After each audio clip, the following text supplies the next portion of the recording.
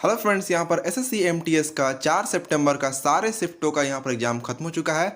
और अभी हम लोग बात करने वाले हैं सारे शिफ्टों में आए जीके के प्रश्नों के बारे में। एक एक करके हम लोग बात करेंगे, पहले फर्स्ट शिफ्ट, फिर सेकंड शिफ्ट और फिर थर्ड शिफ्ट। तो सारे एग्जाम के सारे शिफ्टों के एनालिसिस एक वीडियो में सबसे कम समय में देखने के लिए चैनल को सब्सक्राइब करना ना भूलें। तो स्टार्ट करते हैं वीडियो को बिना टाइम वेस्ट किए। तो पहला शिफ्ट का यहाँ पर पहला क्वेश्चन आया था कि आईसीसी विश्व कप 2023 में कितने टीमों ने भाग लिया है। तो 10 टीमों ने यहाँ पर भाग लिया है आईसीसी विश्व कप 2023 में। अगला क्वेश्चन था मौलिक कर्तव्य संविधान के किस अनुच्छेद में निहित है। तो मौलिक कर्तव्य संविधान के अनुच्छेद 51 के ए में निहित है और 1976 में मौलिक कर्तव्य को संविधान में जोड़ा गया था, जो कि 42वां संविधान संशोधन था। और वर्तमान में 11 मौलिक कर्तव्य हैं और मौलिक कर्तव्य को भाग 4 के ए में रखा गया है। और भाग 4 जो है नीति निर्देशक तत्व से संबंधित है और मौलिक अधिकार भाग 3 में निहित है। नेक्स्ट क्वेश्चन था बाल विवाह निषेध अधिनियम कब प्रभावी हुआ था।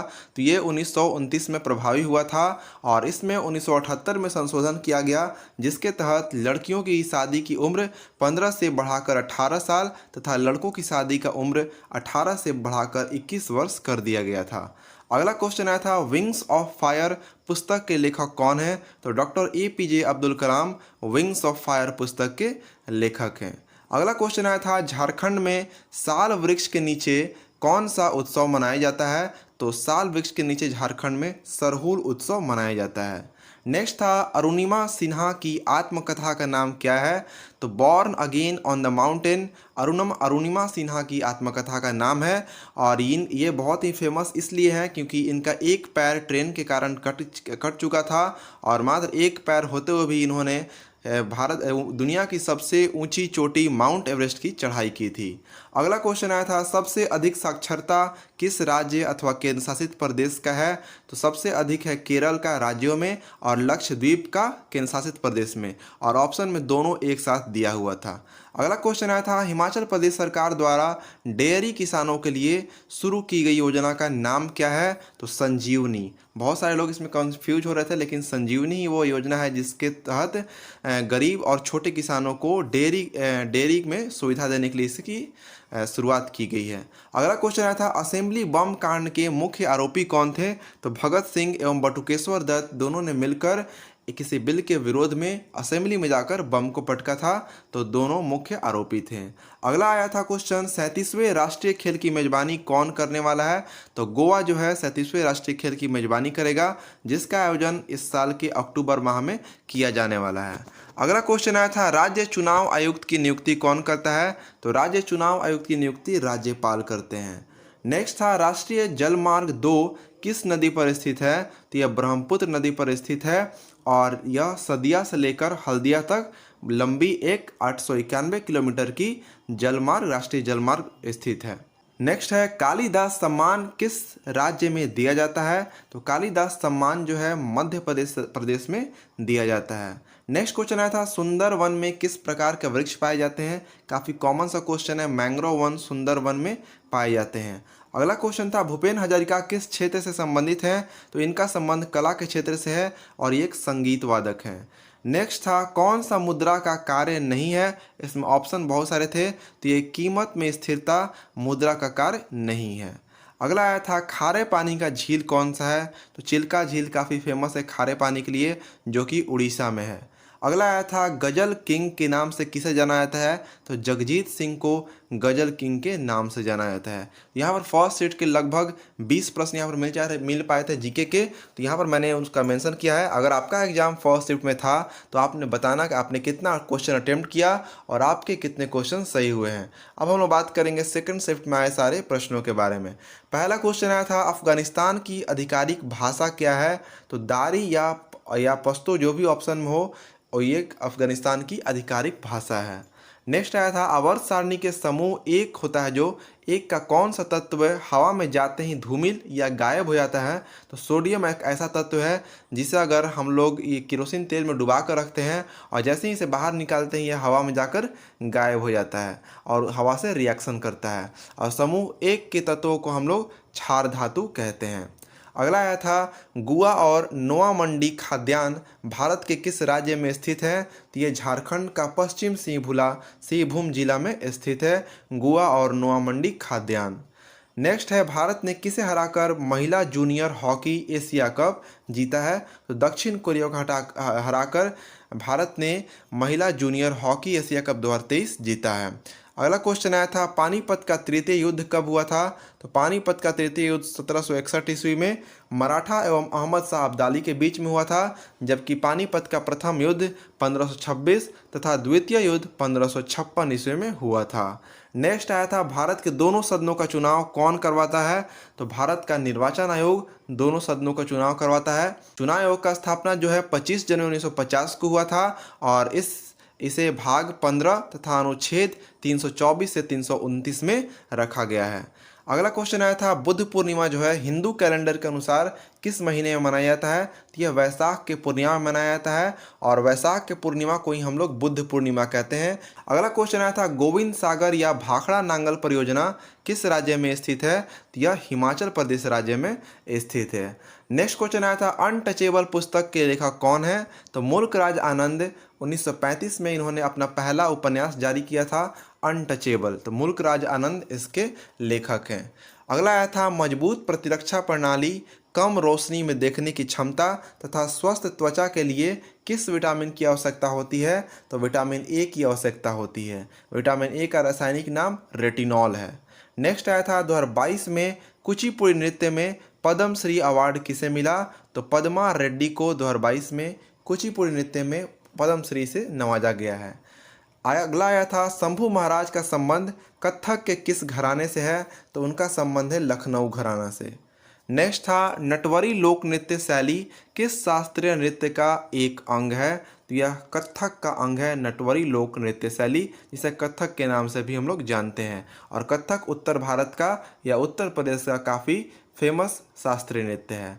अगला आया था का साद मस्ती या विजय उत्सव मणिपुर के किस जनजाति द्वारा मनाया जाता है? तो इसे खासी जनजाति द्वारा मनाया जाता है। नेक्स्ट क्वेश्चन आया था पंडित रविशंकर कौन सा वाद्य यंत्र बजाते थे? तो ये सितार वादक थे, ये सितार बजाते थे और इन्हें 1999 में भारत का सर्वोच्च सम्मान भारत रत्न से भी सम्मानित किया गया था। नेक्स्ट है बिरसा मुंडा अंतर्राष्ट्रीय हॉकी स्टेडियम किस राज्य में स्थित है? तो ये उड़ीसा में स्थित है और इसका नाम Guinness world book of record में भी शामिल है क्योंकि यह दुनिया का सबसे बड़ा हॉकी स्टेडियम है जिसकी सीटिंग कैपेसिटी 21,000 है। अगला क्वेश्चन है वित्तीय वर्ष क्या होता है? तो पूरे एक वर्ष का जो लेखा जोखा का कार्य पीरियड होता है उसे हम लोग वित्तीय वर्ष कहते हैं और यह प्रत्येक वर्ष 1 मार्च से शुरू होता है तथा अगले वर्ष 31 मार्च को ख़त्म होता है। नेक्स्ट क्वेश्चन आया था अरब सागर जो है कौन से महासागर का विस्तार है? तो यह हिंद महासागर का ही विस्तार है अरब सागर, जो कि भारत के पश्चिमी तटों को टच करता है। अगला आया था Sita an illustrated retelling of Ramayana पुस्तक के लेखक कौन है? तो देवदूत पटनायक इसके लेखक हैं, Sita an illustrated retelling of Ramayana. अगला आया था अनुसूचित जाति और अनुसूचित जनजाति विधेयक दिसंबर 2022 किस राज्य से संबंधित है? तो इसका संबंध है उत्तर प्रदेश से, क्योंकि इसके तहत उत्तर प्रदेश के 4 जिलों में गोंड समुदाय के जो लोग थे उनकी जो है अनुसूचित जनजाति से उन्हें हटाकर अब अनुसूचित जनजाति का दर्जा दे दिया गया है। अगला क्वेश्चन आया था बौद्ध काल का सबसे पुराना स्तूप कौन सा है? तो सांची का स्तूप मध्य प्रदेश में जो स्थित है बौद्ध काल का सबसे पुराना स्तूप है।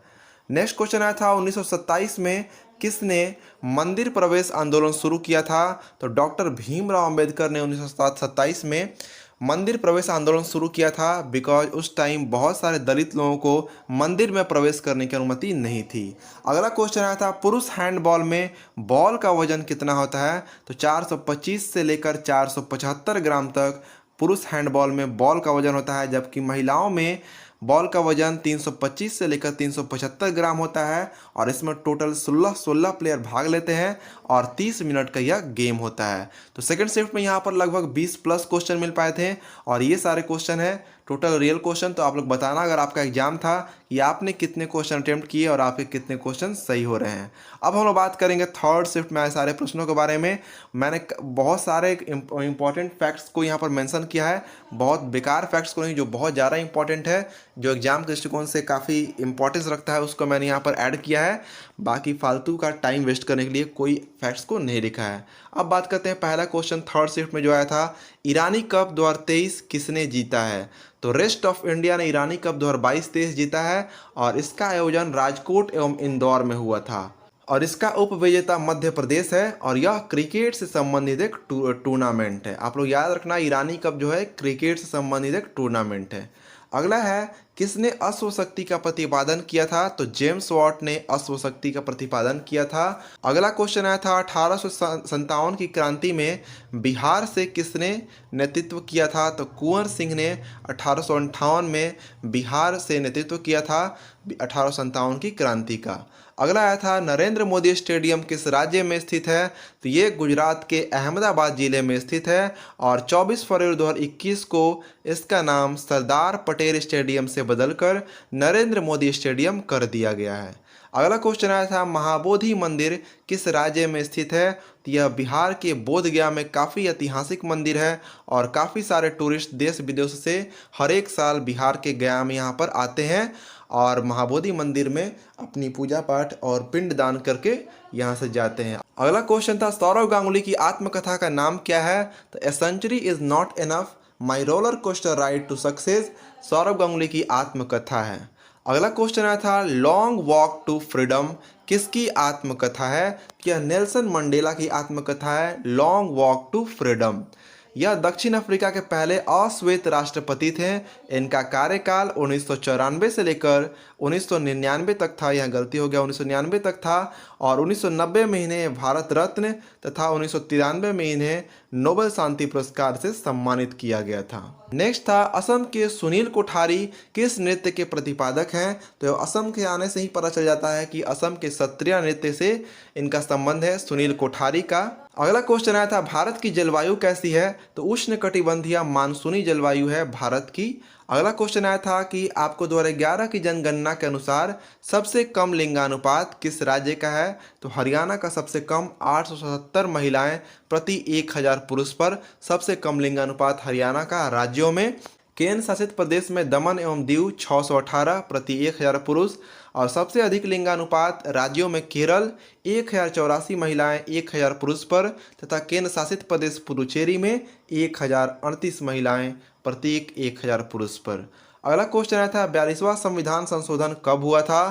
तो ये हुआ था 1976 ईस्वी में। इसे लघु संविधान भी कहते हैं और इसके तहत मौलिक कर्तव्य को संविधान में शामिल किया गया था, जो कि वर्तमान में 11 है नंबर में। और इसी के तहत 3 नए शब्द समाजवाद, धर्मनिरपेक्ष एवं अखंडता को संविधान में शामिल किया गया था।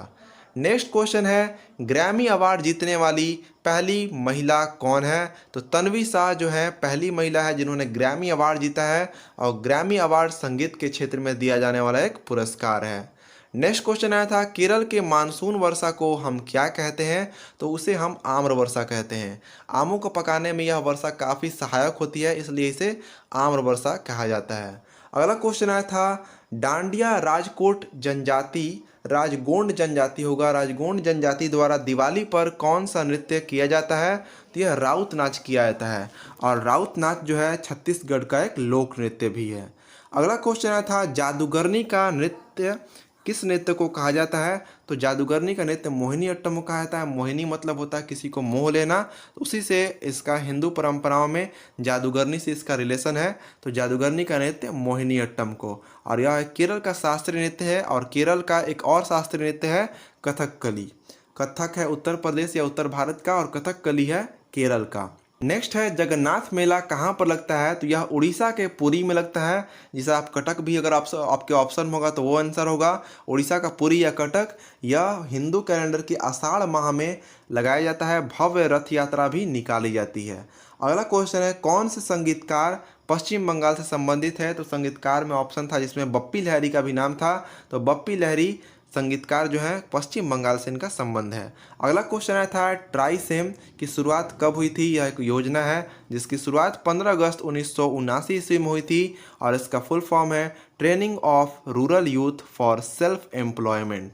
तो यहाँ पर थर्ड शिफ्ट के लगभग 22 से प्लस क्वेश्चन है और काफ़ी अच्छे अच्छे क्वेश्चंस आ रहे हैं एग्जाम में। तो आप लोग बताना आपने कितना अटेम्प्ट किया और आपके कितने क्वेश्चंस एनालिसिस के अकॉर्डिंग या अनुमान के अकॉर्डिंग सही हो रहे हैं। और फॉर डेली एनालिसिस हर एक शिफ्ट का एक वीडियो में तीनों शिफ्टों का एनालिसिस के लिए आप चैनल को सब्सक्राइब कर सकते हैं। उम्मीद करेंगे आपको सारी चीज़ समझ में आई होगी और किसी भी तरह कोई प्रॉब्लम हो, कोई इशू हो या कोई क्वेश्चन गलत सही लग रहा हो तो आप लोग कमेंट करके ज़रूर बताना और जो क्वेश्चन छूट गया हो उसे भी आप लोग कमेंट में ज़रूर मेंशन करना और चैनल सब्सक्राइब करना ना भूलें। मिलते हैं ऐसे ही और एनालिसिस और अच्छे वीडियो के साथ में। जय हिंद, जय भारत फ्रेंड्स।